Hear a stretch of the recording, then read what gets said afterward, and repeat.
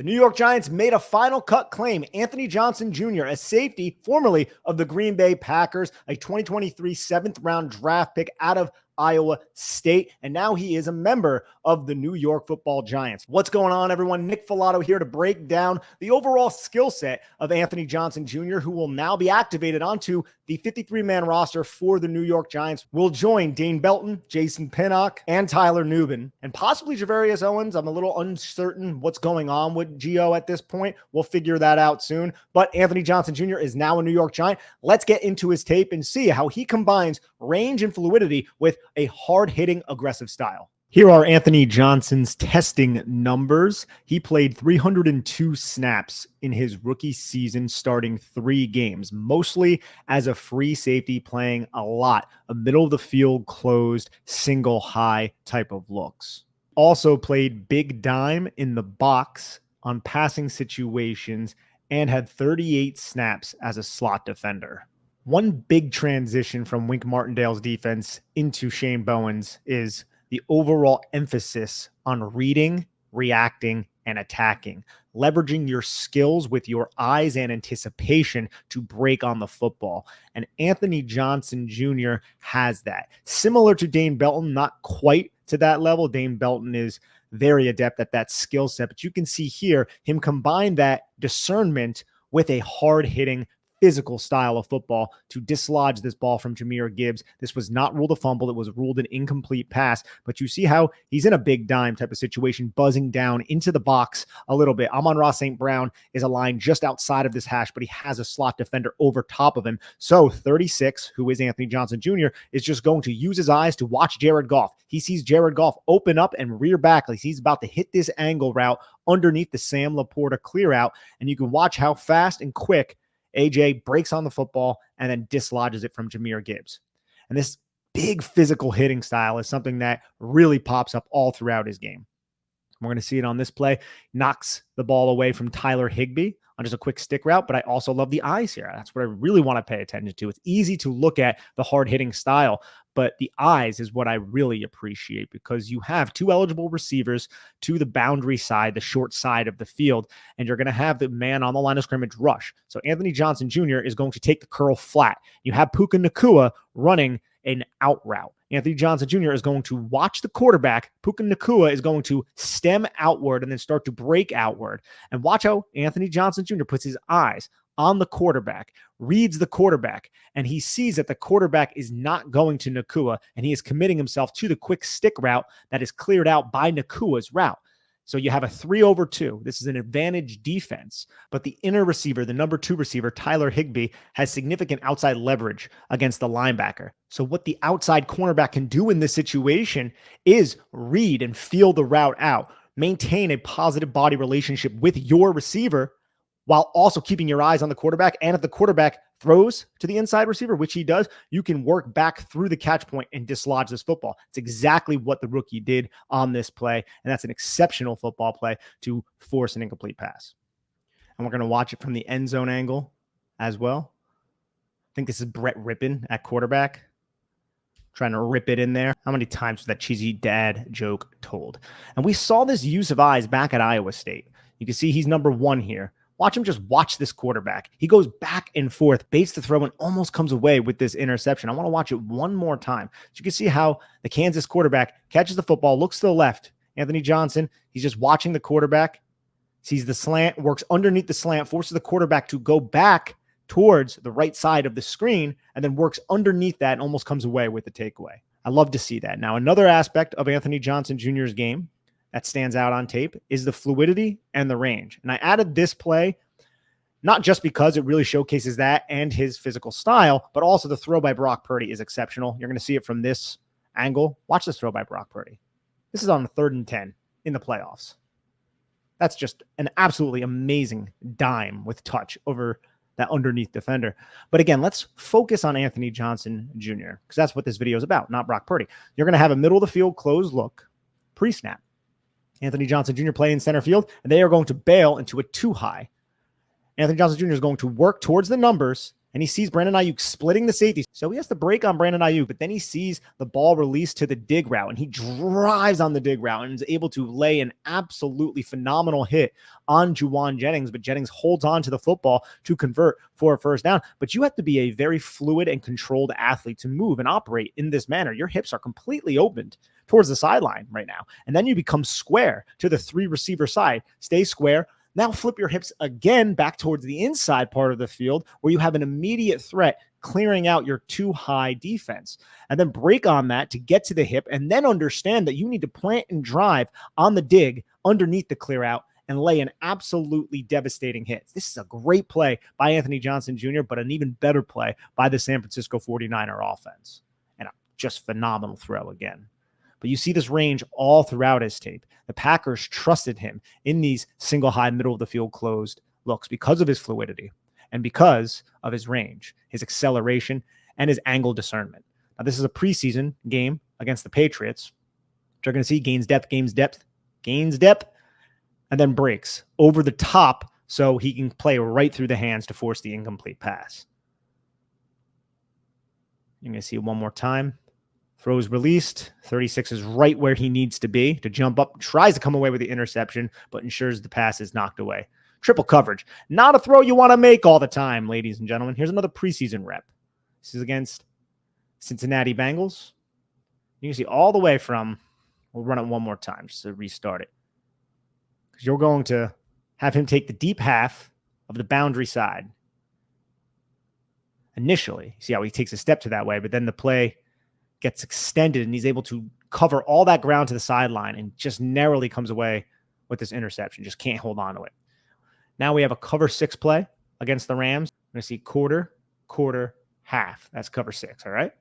So got quarter, half. He's taking the half to the field side, playing over the top of Cooper Kupp. He comes away with his interception. This is more so just a fantastic play by Jair Alexander. This is how you play a high-low, because Jair Alexander is getting high-load right here. You have the high being Cooper Kupp, and you have the low being the other receiver. Jair Alexander splits the diff, is able to high point, tip the pass away right to his deep half safety, who is executing the deep half assignment in cover 6. And he puts himself right in position to intercept this ball. Fantastic play by Jair Alexander, and good job by Anthony Johnson Jr. to work over the top of Cooper Kupp's corner route and put himself in a position to intercept this ball. Now we're going to have him. He's center field to start and then bail to Tampa 2. Tampa 2, again, a little bit different than cover 2 because that Mike, that middle linebacker, is going to drop to a deeper depth. And you're going to have Anthony Johnson Jr., who's on that hash, take the deep half along with the other safety, and he gets to the numbers. And watch him just deliver this huge hit on another high-low concept. See how the low, it's a quick hitch, and then a flag route to, I believe that's DJ Chark. And DJ Chark gets his soul stolen from him by Anthony Johnson Jr., but to DJ Chark's credit, holds on to the football. A very tough play by that wide receiver, but you could just see that huge hit on Chark to try to dislodge this football. When Anthony Johnson Jr. squares you up, it's a massive hit. That was a clean hit. You saw the flag come out, but it was a clean hit by Anthony Johnson Jr. to not lead with his head. We're going to see some effort here to track down Austin Eckler. Austin Eckler is so short that the Packers defense could not find him. See how he's able to squeak through all of these blocks. And the backside pursuit defender is Anthony Johnson Jr., who is the man hustling right now to make this tackle. Look, Anthony Johnson Jr., there are reasons why he was cut. And a lot of them come down to how wild he is as a tackler. This is somebody who missed 28.1% of his tackles. He had 9 missed tackles on 19 total tackles. So in run support, he's an issue. He's a big hitter. He always goes for the big hits, right? He also isn't perfect in coverage, right? He has the fundamental baseline traits that you want from a safety, but he'll make plays like this, where this is a slant to Kayshon Boutte. Just a simple slant flat. And he's the middle of the field closed safety. And for whatever reason, he overplays and runs himself beyond the hash and gives himself this disadvantageous angle to tackle Kayshon Boutte when the pass was completed. And that's just rough. It's just a really poor angle and judgment by him on this play that led to a touchdown. And we don't see many man coverage snaps from him. He's usually the deep safety in zone, but here's one of him in the slot where he gets absolutely cooked by Adam Thielen. See, Adam Thielen sets him up to the inside, and you can see how his feet and his hands, they're just not aligned. And Adam Thielen gets wide open on this deep 7 route, but Bryce Young just sailed it over the top of his head. But one more time, you can see he gets worked to the outside. Beautiful route by Adam Thielen, who's still running good routes well into his 30s. And we're going to see a lot of missed tackles in a little bit, but he can make open field tackles. He's just very wild into his tackle point. You'll see right here, he squares up Adam Thielen, drives through, makes a tackle, hits low. He always goes low. It's just he dives way too often and tries to just use his strength and his force rather than wrapping up. Here he wrapped up. You're going to see a couple wrap up type of hits from Anthony Johnson Jr. right here. That's more of the tackles that he makes, though. He's going to come and he's just going to swing his hand and try to club you in the calf to knock you down. Good play right there, right? You're going to see a lot shortly, though, where it's not that simple. And he just misses. And it ends up being a huge play for the offense. And here's one with Justin Herbert. Right in the alley, Justin Herbert hits him with the hezzy, dives, doesn't wrap up. Justin Herbert picks up another 5-6 yards. This happened a lot on Anthony Johnson Jr.'s tape. Here he goes into the alley, just tries to lay his shoulder into it. This is one of the reasons why his missed tackle rate was so profound. Here we're going to have another one against Jameson Williams. Just gets spun out. Instead of wrapping up, he just tries to swing at the ankles, just secure the tackle. And I wish I could write this off just as a product of him being a rookie, but he had a 17.3% missed tackle rate his senior year at Iowa State and a 17.5% missed tackle rate the year before that.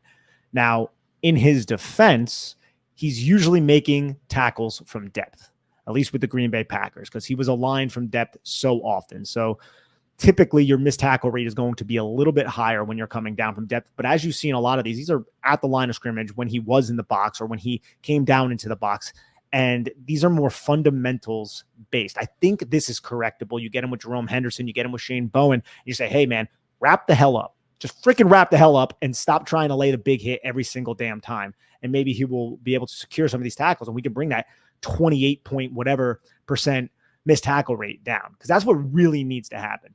But again, the missed tackles aside, which I think can be corrected, he has the physical, tough mentality that you want in a safety. He can set the tone. He has the eyes, he has the range and the fluidity to play single high. And I think he could fit well into the quarters-based system. Green Bay and Joe Barry ran a lot of those types of concepts as well last season when he was there. He can fit well with what Shane Bowen is trying to do. As long as he can fix these missed tackles, he can play a little bit on special teams here and there. There's certainly a reason why the Giants claimed him, and it's because he can provide value to this team while also adding an element of toughness, and that is something the Giants need. Again, this rep right here against San Francisco really just showcased how fluid of an athlete he is operating in space. So I absolutely appreciate this about his game. And again, that's just an aspect of his game that can be leveraged when the Giants do go in the middle of the field closed as a backup if something were to happen to Tyler Nubin, Jason Pinnock, or Dane Belton. So I think the Giants got a solid football player here. Alrighty, everybody, that is my quick breakdown on Anthony Johnson Jr., formerly of the Green Bay Packers, now of the New York Football Giants. Please keep it locked and loaded here. Subscribe to the channel. We will be back here if the Giants opt to sign anybody else to their active roster. They're bringing some people into the practice squad. We will see if they sign anybody else to their active roster. But Anthony Johnson Jr. joins Jerome Henderson's secondary in Shane Bowen's system. Thank you very much. I am Nick Falato signing off. Take care of each other and have a lovely day.